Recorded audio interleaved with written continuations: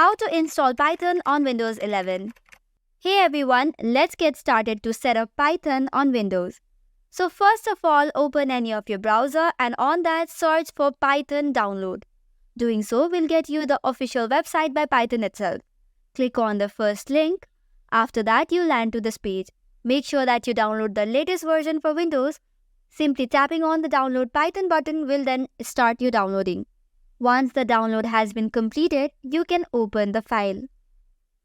On this page, make sure that you tick on add python.exe to path so that you do not have to set the environment path afterwards.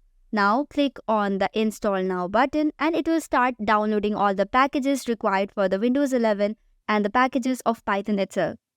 This might take a while, so you have to wait for it. Once all the installation has been completed, you will get this page that setup was successful.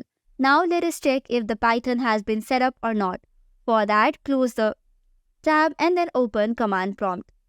After that, you just have to write this command.